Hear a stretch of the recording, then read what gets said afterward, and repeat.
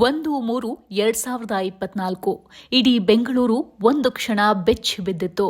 ಮಧ್ಯಾಹ್ನ 1:09 ಸುಮಾರಿಗೆ ಬೆಂಗಳೂರಿನ ಬ್ಯುಸಿಯೆಸ್ಟ್ ಸ್ಥಳಗಳಲ್ಲಿ ಒಂದಾದ ಕುಂದಲಹಳ್ಳಿ ಸಮೀಪದ ಬ್ರೂಕ್ ಫೀಲ್ಡ್ನ ರಾಮೇಶ್ವರಂ ಕೆಫೆಯಲ್ಲಿ ನೋಡ್ತಿದ್ದಂತೆ ಬ್ಲಾಸ್ಟ್ ಸಂಭವಿಸಿಬಿಟ್ಟಿತು.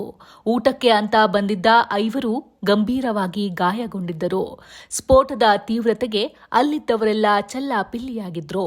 ಹೆಚ್ಚಾಗಿ ಟೆಕ್ಕಿಗಳೇ ಇರುವ ಈ ಸ್ಥಳದಲ್ಲಿ ಮಧ್ಯಾಹ್ನದ ಊಟಕ್ಕೆ ರಾಮೇಶ್ವರಂ ಕೆಫೆಗೆ ಸಾವಿರಾರು ಸಂಖ್ಯೆಯಲ್ಲಿ ಜನ ಬರ್ತಾರೆ. ಹಾಗೆ ಬಂದಿದ್ದವರೆಲ್ಲ ಒಂದು ಕ್ಷಣ ದಂಗಾಗಿ ಹೋಗಿದ್ರು. ನೋಡ್ತಿದ್ದಂತೆ ಒಂದು ದೊಡ್ಡ ಸ್ಫೋಟ ಸಂಭವಿಸಿ ಇಡೀ ಕೆಫೆ ದಟ್ಟ ಹೊಗೆಯಿಂದ ಆವರಿಸಿಬಿಟ್ಟಿತ್ತು. ಊಟಕ್ಕೆ ಬಂದವರಿಗೆ ಅರೆ ಕ್ಷಣ ಸಾವಿನ ದರ್ಶನವಾಗಿತ್ತು. 10 ಸೆಕೆಂಡುಗಳಲ್ಲಿ 2 ಬ್ಲಾಸ್ಟ್ ಅಲ್ಲಿ ಸಂಭವಿಸಿತ್ತು. ಮೊದಲಿಗೆ ಇದನ್ನ ಸಿಲಿಂಡರ್ ಬ್ಲಾಸ್ಟ್ ಅಂತಲೇ ಊಹಿಸಲಾಗಿತ್ತು. ರೆಸ್ಟೋರೆಂಟ್ನ ಸಿಲಿಂಡರ್ ಬ್ಲಾಸ್ಟ್ನಿಂದ ಈ ಅವಘಡ ಸಂಭವಿಸಿರಬಹುದು ಎಂದು ಊಹಿಸಲಾಗಿತ್ತು. ಆದರೆ ಅದಾಗಲೇ ಬಾಂಬ್ ಬ್ಲಾಸ್ಟ್ ಗುಮಾನಿಯೂ ಶುರುವಾಗಿತ್ತು. ಬ್ಲಾಸ್ಟ್ ಆದ ಸಂದರ್ಭದಲ್ಲಿ ಅಲ್ಲೇ ಇದ್ದ ಪ್ರತ್ಯಕ್ಷದರ್ಶಿಗಳು ಇದು ಸಿಲಿಂಡರ್ ಸ್ಫೋಟ ಅಲ್ಲವೇ ಅಲ್ಲ ಅನ್ನೋದನ್ನ ಖಾತ್ರಿಪಡಿಸಿದ್ರು. ಸ್ಥಳಕ್ಕೆ ಬಂದು ತನಿಖೆ ಆರಂಭಿಸಿದ ಪೊಲೀಸರು ಮತ್ತು ಎಫ್ಎಸ್ಎಲ್ ತಂಡಕ್ಕೆ ಇದೊಂದು ಬಾಂಬ್ ಬ್ಲಾಸ್ಟ್ ಅಂತ ಪತ್ತೆ ಹಚ್ಚಲು ಹೆಚ್ಚೇನೂ ಸಮಯ ಹಿಡಿಯಲಿಲ್ಲ. ಬ್ಯಾಟರಿ ಮತ್ತು ಐಇಡಿ ಬಳಸಿ ನಡೆಸಲಾಗಿರುವ ಬ್ಲಾಸ್ಟ್ ಎಂದು ಪೊಲೀಸರು ಖಚಿತಪಡಿಸಿದ್ರು. ಇನ್ನು ಗ್ರಾಹಕರ ಸೋಗಿನಲ್ಲಿ ಬಂದ ವ್ಯಕ್ತಿಯೊಬ್ಬ ತನ್ನ ಬ್ಯಾಗ್ನಲ್ಲಿ ಈ ಸ್ಫೋಟಕವನ್ನ ತಂದಿದ್ದ. ಸಹಜವಾಗಿಯೇ ತಿಂಡಿ ತಿಂದು ವಾಶ್ ಬೇಷನ್ ಬಳಿ ಕೈ ತೊಳೆಯಲು ಹೋದಾಗ ಆ ಬ್ಯಾಗ್ನ ಅಲ್ಲೇ ಪಕ್ಕದಲ್ಲಿದ್ದ ಡಸ್ಟ್ಬಿನ್ನಲ್ಲಿ ಇಟ್ಟು ಅಲ್ಲಿಂದ ಹೊರ ನಡೆದಿದ್ದಾನೆ. ನಂತರ ಈ ಬ್ಯಾಗ್ ಯಾವುದು, ಇಲ್ಲಿ ಹೇಗೆ ಬಂತು ಅನ್ನೋದನ್ನ ಯಾವೊಬ್ಬ ಗ್ರಾಹಕ ಅಥವಾ ಸಿಬ್ಬಂದಿ ಗಮನಿಸಿರಲಿಲ್ಲ. ಈ ಸ್ಫೋಟಕದಲ್ಲಿ ಟೈಮರ್ ಕೂಡ ಬಳಸಿರೋದು ಬೆಳಕಿಗೆ ಬಂದಿದೆ.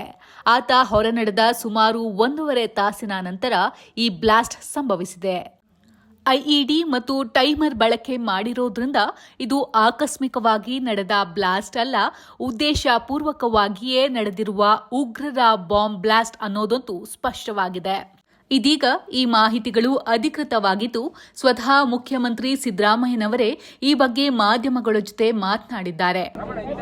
ಬ್ಲಾಸ್ಟ್ ಆಗಿರೋದು ನಿಜ.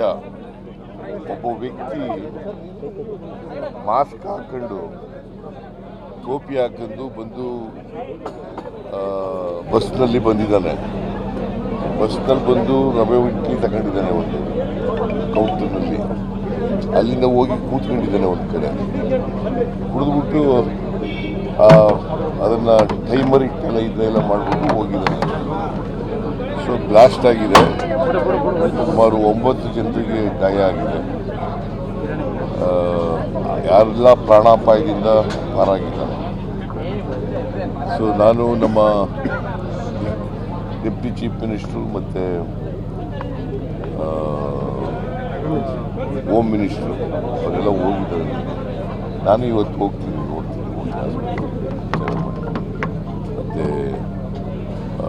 ಹೋಟೆಲ್ಲು ಕೆಫೆ ಅಲ್ಲೂ ಹೋಗಿ ನೋಡ್ತೀನಿ.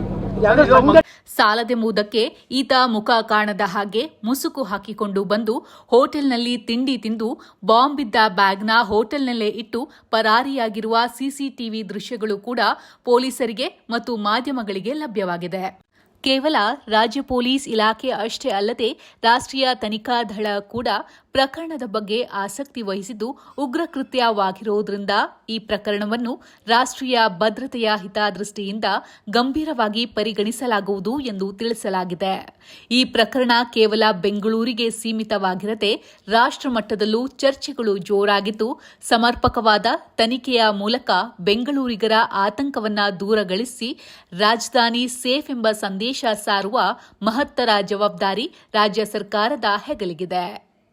ಹೆಚ್ಚಿನ ವಿಡಿಯೋಗಳಿಗೆ ಪ್ರತಿಧ್ವನಿ ಯೂಟ್ಯೂಬ್ ಚಾನೆಲ್ ಸಬ್ಸ್ಕ್ರೈಬ್ ಮಾಡಿ, ಬೆಲ್ ಐಕಾನ್ ಕ್ಲಿಕ್ ಮಾಡಿ.